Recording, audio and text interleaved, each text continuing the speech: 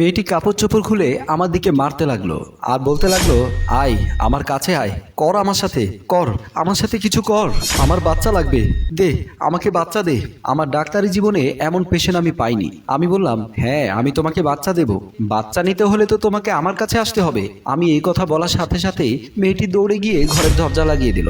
আমি কিছুটা সংকুচিত হলাম, কারণ তখন দরজার বাইরে দাঁড়িয়ে ছিল মেয়েটির স্বামী এবং মা। ওনারা কি মনে করবে? দরজা লাগিয়ে মেয়েটির সাথে সাথে এসে আমার সামনে শুয়ে পড়লো। তারপর বলল, আয় আয় শুরু কর, আজ কিন্তু আমাকে বাচ্চা দিয়ে ছাড়বি, আমার বাচ্চা লাগবে, একটা ফুটফুটে তুলতুলে পুতুলের মতো বাচ্চা লাগবে, তুই সুন্দর, তোর বাচ্চাও সুন্দর হবে। আমি অপলক দৃষ্টিতে মেয়েটির কর্মকাণ্ড দেখছিলাম, আর মেয়েটির ভেতরের বাচ্চা নেওয়ার আকাঙ্ক্ষা কতটা তীব্র এবং গভীর তা ফিল করার চেষ্টা করলাম। মেয়েটি এবার বলল, জানিস ডাক্তার, আমার স্বামী প্রতিদিন আমার সাথে ঘুমায়, কিন্তু আমাকে বাচ্চা দেয় না। ও আমার স্বামী না, ও আমার শত্রু।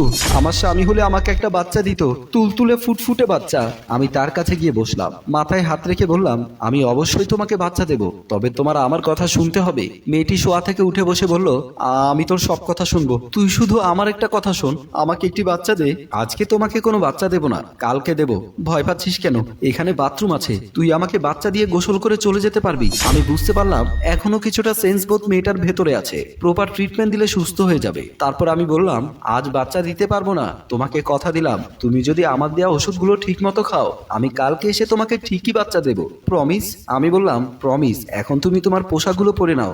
বলেই আমি রুম থেকে বের হয়ে আসলাম। তখনও দরজার সামনে দাঁড়িয়ে ছিল মেয়েটির মা এবং স্বামী আরিয়ান। আমাকে দেখে মেয়েটির স্বামী বলল, কি বুঝলেন ডাক্তার সাহেব, আমার স্ত্রী কি সুস্থ হবেন? হবে, তবে লং টাইম ট্রিটমেন্ট করতে হবে। আমি যে ওষুধগুলো দিয়েছি প্রতিদিন ওগুলো খাওয়ানোর চেষ্টা করবেন। ও তো ওষুধ খেতে চায় না, মুখে দিলেও ফেলে দেয়। আমি বললাম, প্রতিদিন আমি এসে খাওয়াবো, আপনাদের টেনশন করতে হবে না। তখন মেয়েটির স্বামী এসে আমার হাত ধরে বলল, ডক্টর, যে কোনো কিছুর বিনিময়ে ওকে সুস্থ করে দিন। Don't worry mister Aryan, I will try. আচ্ছা বলুন তো, ওর এরকম অবস্থার কারণ কি? সে কথা যদি জানতে চান তাহলে আপনাকে ফিরে যেতে হবে তার বিয়ের আগের একদিন। আপনি বলুন, আমার ওকে নিয়ে স্টাডি করতে হবে, জানতে হবে সে কেন এমন হলো। তাহলে শুনুন।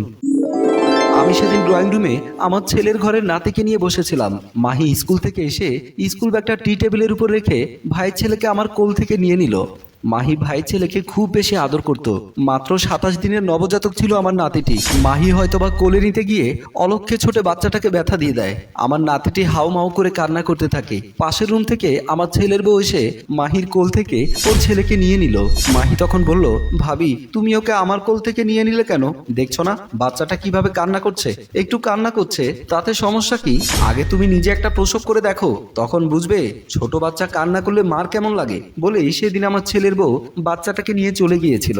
সেদিন মাহি মনে মনে অনেক কষ্ট পেয়েছিল। আমাকে জড়িয়ে ধরে বলেছিল, মা, বাচ্চা দেখলে আমার এত আদর লাগে, কিন্তু আমি বাচ্চাকে আদর করতে গেলে বাচ্চারা কান্না করে। তুমি দেখবে যেদিন আমার বাচ্চা হবে সেদিন আমার বাচ্চা একটুও কান্না করবে না। আমি আমার বাচ্চাকে অনেক আদর করব। যথারীতি আমার মেয়ের বিয়ে হয় আরিয়ানের সাথে। বিয়ে 6 মাস যেতে না যেতেই আমার মেয়ে গর্ভধারণ করে। আমার মেয়ে খাটের উপরে শুয়েছিল। আরিয়ান বলেছিল, তুমি এভাবে নড়াচড়া না করে খাটের উপরে শুয়ে থাকলে পেটের বাচ্চার সমস্যা হবে না। মাহি বলেছিল, আমি হাঁটাহাঁটি করলে আমার বাবুর সমস্যা আরো বেশি হবে।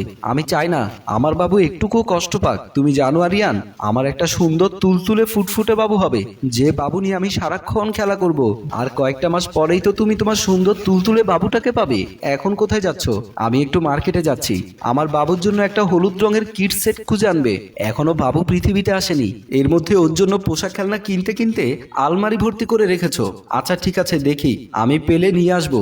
বলেই আরিয়ান চলে গিয়েছিল। সেদিন আমি ড্রয়িং রুমে বসেছিলাম। আরিয়ানের কল পেয়ে কলটা রিসিভ করলাম। আরিয়ান তখন আমার মেয়েকে নিয়ে হাসপাতালে। আরিয়ান আমাকে বলল, মা, আমি মাহিকে নিয়ে হাসপাতালে আছি, কিছুক্ষণের মধ্যেও সিজার হবে, আপনি তাড়াতাড়ি ইফতি হেলথ কেয়ার হাসপাতালে চলে আসুন। আমি তখন বৌমাকে ডেকে বললাম, বৌমা, ও বৌমা। বৌমা এসে আমাকে জিজ্ঞেস করলো, কি হয়েছে মা? শোনো, মাহিকে নাকি ইফতি হেলথ কেয়ার হাসপাতালে ভর্তি করিয়েছে, কিছুক্ষণের মধ্যে সিজার হবে। আমি হাসপাতালে গেলাম। বলেই সেদিন আমি হাসপাতালের উদ্দেশ্যে চলে গেলাম। হাসপাতালে এসে দেখলাম আমার মেয়ে উন্মাদের মতো আমার দিকে তাকিয়ে আছে, কখনো হাসছে কখনো কাঁদছে। আমি আরিয়ানকে বললাম, মাহি এমন করছে কেন? আরিয়ান তখন কোলের বাচ্চাটা আমাকে দেখিয়ে দিয়ে বলল, মা, কিছুক্ষণ আগে মাহি মৃত বাচ্চা প্রসব করেছে। যখনই শুনেছ মৃত বাচ্চা প্রসব করেছে তখন থেকে সে এমন করছে। এরপর থেকে আমার মেয়ের মানসিক ভারসাম্য হারিয়ে ফেলেছে। ঠিক আছে, আমি যে সমস্ত ওষুধ দিয়েছি এগুলো খাওয়ান, আর আমি রেগুলার চেক আপ করবো। আমি আশা করি দ্রুত আপনার মেয়ে সুস্থ হয়ে যাবে। বলে সেদিন আমি সেখান থেকে বিদায় বিদায় নিলাম। এর 6 মাস পরে আমি চেম্বারে বসেছিলাম। আরিয়ান আর মাহি আমার জন্য কিছু গিফট নিয়ে আমার চেম্বারে আসলো। আমি ওদেরকে দেখে বসা থেকে উঠে বললাম, congratulation mister Aryan. I hope আপনার স্ত্রী এখন পুরোপুরি সুস্থ। আপনার রেগুলার ট্রিটমেন্ট এবং নার্সিং এর কারণেই আমি পুরোপুরি সুস্থ হয়েছি। আপনাকে অসংখ্য ধন্যবাদ আমাকে সুস্থ করে তোলার জন্য। Please sit down. তারপর আমি তাদের সাথে বিভিন্ন বিষয় নিয়ে কথা বলছিলাম। হ্যালো ভিউয়ার্স, মানসিক ভারসাম্যহীন রোগীদের সাথে কখনোই মিসবিহেভ করবেন না। প্রপার ট্রিটমেন্ট পেলে এরা সুস্থ হয়। তাই আসুন মানসিক ভারসাম্যহীন রোগীদেরকে ঘৃণা না করে ভালোবাসা দিয়ে সুস্থ করে তুলি। গল্পটি ভালো লাগলে লাইক, কমেন্ট ও শেয়ার করে সবাইকে দেখার সুযোগ করে দিন। ধন্যবাদ।